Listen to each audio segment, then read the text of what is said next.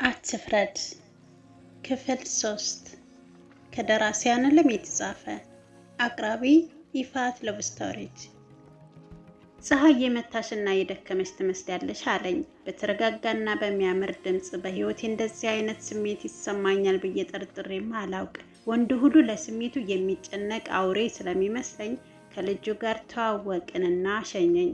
ነገር ግን ስለኔ ምንም እንደምሰራ ምንም አልነገርኩትም። ሰፈሬም ሳልደርስ ነበር እንዲያወርደኝ ያደረኩት። ቤት ገብቼም ግራ የሚያጋባ ስሜት ተሰማኝ። ወድጄዋለሁ ግን ፈራው። ፍቅር ይባላል። ከቤተሰቦቹ ጋር ሲኖር የሚኖረው በዘንድሮ ዓመት የኢንጂነሪንግ ተመራቂ ተማሪ ነው። ስልኬን ብሰጠውም ይደውልና እናወራለን ብዬ አልጠበቅኩም። ግን ማታ ጭፈራ ቤት ከአንዱ ደንበኛዬ ጋር እየጠጣሁ ደወለ። ግን አላነሳሁትም፣ ምክንያቱም ጫጫታ እንዳይሰማ ብዬ። በቴክስት የተወሰነ አወራን። ከዛን ግን በነጋታው ደወለና ብዙ አወራን። በዛ መልኩ ተላመድን። ወደድኩ ሳንባባል ተፋቀርን። ቀን ቀን አገኘዋለሁ፣ ማታ ወደ ስራ ይሄዳለሁ። ስለኔ ምንም ቢያቅ የሚርቀኝ ይመስለኛል። ስለዚህ ምንም አልነግረውም። ሱስ ቀነስኩ። ቀን ከሱ ጋር ስለመሆን ማታ መጠጣቴ ግን አይቀርም። አንዳንዴ ማታም ስራ መቅረት ጀመርኩ። በፍቅር ጦፍን። ስለሱ ብዙ አወቅኩ። እናቱንም ጭምር አስተዋወቀኝ። እኔ ግን ቤተሰቦቼ ገጠር እንደሆኑ እኔም ትንሽ ስራ እየሰራሁ እንደምማር ነው የነገርኩት። አምኖኛል። የማላውቀውን ዓለም ያሳየኛል። ልክ በፊልም እንደማያቸው ፍቅረኛሞች በብዙ ነገር ሊያስደስተኝ ይጥራል። ሳገኘው መንፈሴ ትታደሳለች። ያሳለፍኩትን ስቃይ፣ ያለሁበትን ችግር እንዲሁም የልጅነቴን ደፋሪ አቡሽን ረሳና ንግስት የሆንኩ እስኪመስለኝ ደስታዬ ልክ ያጣል። ከፍቅር ጋር እንዲተዋህደን 10 ወር ሞላን። ነገር ግን ምንም ስሜታዊ ቢሆን አብረን ስናደር ገላሽን ከቤተሰቦችሽ ሲፈቀድልኝ ነው የምትሰጭኝ ይለኛል። በዚህ ጊዜ የደስታና የፍርሃት ስሜት ይወረኛል። አሁን ስለኔ ቢያውቅ ይጠላኝ የለ ብዬም እሳቀቃለሁ። ግን ዛሬ አዲስ ነገር ተፈጠረ። የጀመርኩት ፕሮሰስ አልቆ ተነገረኝ። ወደ አረብ ሀገር ልሰደድ 1 ሳምንት እንደቀረኝ አወቅኩ። ለፍቅሬ ስል ብቀር ደስ ይለኛል፣ ግን ሴተኛ አዳሪ ሆኜ እስከ መቼ? መሄድ ግድ ስለሆነ ወስኛለሁ። የኔ አረብ ሀገር መሄድ በአንድ በኩል ጥሩም ነገር አለው ብዬም አሰብኩ። ምክንያቱም ምናልባት እዚህ ስቃይ ይህንን ያጸያፊ ስራ ስለመገላገል ፍቅረኛዬ ፍቅር ስላለፈው ቆሻሻ ማንነቴ አያውቅም የሚል ሀሳብ መጣልኝ። እናም ከሱ መለየቴ እጅግ ቢያስከፋኝም ራሴን አጽናናሁ። ዛሬ ከፍቅር ጋር ቀጠሮ አለን። የግድ ለፍቅር መሄድን መናገር አለብኝ ስል ወስኛለሁ። ለምን እስካሁን አልነገርሽኝም ቢል የመመልስለት እያሰብኩ የቀጠረኝ መናፈሻ ደረስኩ። እንደ ሁልጊዜውም ፍቅር ቀድሞኛል። በፈገግታ ተሞልቼና እስካቅፈው ቸኩዬ እርምጃዎችን ጨመርኩ። ልክ አጠገቡ ልደርስ ትንሽ ሲቀረኝ አንድ የጭፈራ ቤቱ ተቆጣጣሪ ኑኑሻ ብሎ ጠራኝ። ድንጋጤ ወደር አጣ።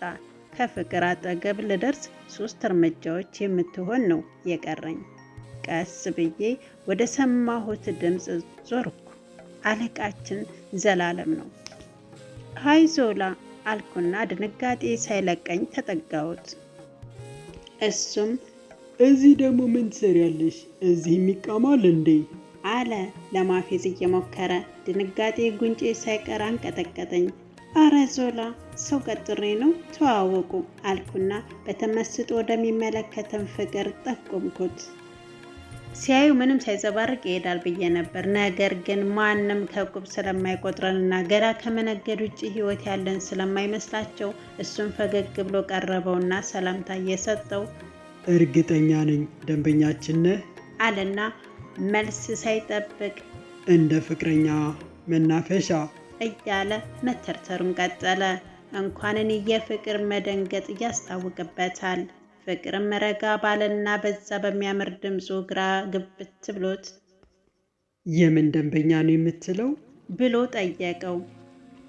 ዞላም ያለ ምንም ይሉኛነት ስሜት እንዴ ኑኑሻ እኮ ፒያሳ ናይት ክለባችን ውስጥ አሉ ከሚባሉ ውብ ቢዝነስ ሰራተኞቻችን ዋናዋ ነች። እዛ አይደለም እንዴ የምታውቃት? ሲል ጥያቄውን በጥያቄ አስገድፎ መለሰለት። ውሃ ሆንኩ። ሰውነቴን አላበኝ። መሬት ተሰንጥቃ ብትውጠኝ ምንኛ ደስ ባለኝ። ካቀረቀርኩበት ቀና ብዬ ሳየው በመጽሔፍ እየተመለከተኝ የኔ ፍቅረኛ ሴተኛ ዳሪ ነች ነው የምትለኝ? ብሎ ጠየቀ። እኔ ራሴን መሳት ነው የቀረኝ። አዳማጭ ሆንኩ። ምን አለ ቀድሜ ብነግረው፣ ምን አለ ባላወቅኩት እያልኩ ተመኘው። ህልም ባረገልኝ ፈጣሪ። ይህንን በውስጤ እየተመኘው ዘላለም ቀጠለ።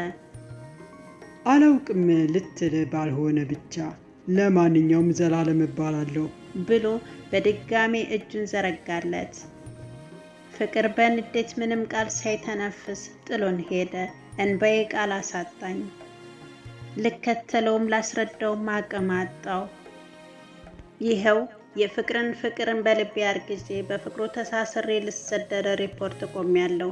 ያኔ ዘላለም በቀባጠረው ነገር ሲውል ሲያድር ቢጸጽተኝም ፍቅርን ዳግም አግኝቼው ይቅርታ ለመጠየቅ እንኳን ሳልታደል ከሀገር ለወጣ ሰዓታት ቀርተውኛል። አረብ ሀገር ገባሁ፣ ቤይሩት። እንደ ድል ሆኖ ጥሩ የሚባለው ቤት አልገጠመኝም። ግን ስለሌላው ቤት ስለማላውቅና ሰውም ስለሌለኝ መከራም ስላሳለፍኩኝ ያን ያህል አልከበደኝም።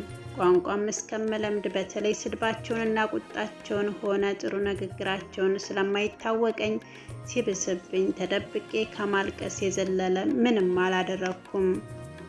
ለ6 ወራትና ለ4 ሰዓታት ብቻ እየተኛው ሌላውን በስራ እያሳለፍኩ ከሴትዮዋ ጩኸትና ከልጆቹ ርበሻ የተለየ የሚባል ገጠመኝ ሳይገጥመኝ ቆየው። የሚገርመው ለ6 ወር ስቆይ ስልክም ስለሌለኝ ማንንም አላገኝም። ለቤተሰቦች ልክ በ6 ወር ነበር የደወልኩትና ብር ላኩላቸው። የፍቅረኛዬ ፍቅር ከልቤ አልወጣም። ካሳለፍኳቸው መከራ ይልቅ የሱ ፍቅር ልቤ ላይ ነክሶብኛል። አክስቴን በመከራዎቼ መደራረብ እስከ መፈጠሯ ብረሳትም የህልሜ አከሻፊ ልጅነቴን ያበላሸው ልጇ አቡሽ ሳልፈልግ በግድ ወደ ኋላ በትዝታ ያነጉደኝና ስቅስቅ ብዬ ያነባለሁ። ግን ለምን ስልም አምላኬን አማርረዋለሁ። ዛሬ 8 ወር ልሞላ ጥቂት ቀናት ቀርተውኛል። ቋንቋም ተመስገን ለመግባቢያ ያህል ችያለሁ። መስማት በተለይ ጠንቅቄ አውቃለሁ። ከድሮም ጥሩ መልክ የነበረ ቢሆንም እዚህ ደግሞ እጅግ ተለወጥኩ። መቀመጫዬ የሰውን ቀልብ ይስብ ጀመር። አቋሜ ደግሞ ያማረ ነበረ ከድሮም። ግን የኔ ማማር ለካ መዘዝ አለው። ሰውየው ሲወጣ ሲገባ መዳሜ በሌለችበት ጊዜ ይተናኮለኝ ጀምሯል። ይባስ ብሎ ደግሞ እድሜው ጎልማሳ የሆነ የእሷ ዘመድ ኑሮን ከኛ ጋር ካደረገ ገና በሳምንቱ አይኑን ከጭኔ አሳርፏል። የስራው ብዛት ካሳለፍኩት መከራና ከፍቅር ጋር ተደርቦ ለራሴ ህይወት እንድታስጠላኝ ሆኛለሁ። ግን አንድ የማልከዳው ከሀገር መውጣቴ ምንም ባይደላም ከገላ መሸጥ መላቀቄ በራሱ እፎይታ ሰጥቶኛል። ሞባይል ደግሞ መዳሜን ለምኛት ከ2 ወር በኋላ መግዛት እንደምችል ነግራኛለች። አሁን ግን መሽቶ በነጋ ቁጥር መከራዬ እየበዛ መጣ።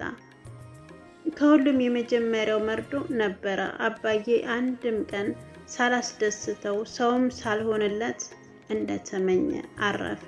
ኡፍ! የሀዘኔን ልክ መግለጽ አልቻልኩም። በቅጡ እንኳን ሀዘኔን ሳላሳልፍ ለሰው ግድ የሌላቸው አረቦች ወንዶች ገላይን ፍለጋ መቀመጫ ሳጡኝ። የሆዴን የምነግረው አጽናኝና መካሪ በሌለበት ተሰቃየው። የመዳሜን ባህሪም መቻል እስኪያቅቴ ተቀያየረ። ዛሬ ዕለቱ ሰኞ ነው። መምሸት ጀምሯል። ማንም ሰው ቤት የለም። ስራዬን ጨርሼ ለመጠበቅ ጥድፊያ ላይ ነኝ። ድንገት ግን ከኋላዬ ማንም የለም እናኑ በአረብኛ የሚል ድምፅ ሰማሁ። ቀልቤ ግፍፍ አለና ዞር አልኩ። ዘመድየው ሰውየው ነበር። አትፍረድ ክፍል 3 ታሪኩ ይህን ይመስል ነበር። በቀጣይ ፕሮግራም ክፍል 4ን አስቀጥለዋለሁ። እስከዛው ድረስ ቸርን ሰንበት። ሀገራችን ኢትዮጵያን ሰላሟን ይመልስልን፣ እንዲሁም ዓለማችንን ከመከራ ከክፉ ይጠብቅልን እያልኩ እስከ ቪዲዮ ፍጻሜ አብራችሁ ስለነበራችሁ እጅግ በጣም አመሰግናለሁ። ሼር ላይክ እያደረጋችሁ ለምታበረታቱኝ እጅግ በጣም አመሰግናለሁ። የዚህ ቻናል ቤተሰብ ያልሆናችሁ ሰብስክራይብ በማድረግ የደወል በተናን በመጫን የዘወትር ቪዲዮ ግብዣ ይሆናል እያልኩ ተወዲሁ በአክብሮት እጠይቃለሁ። ዋይ መልካም ጊዜ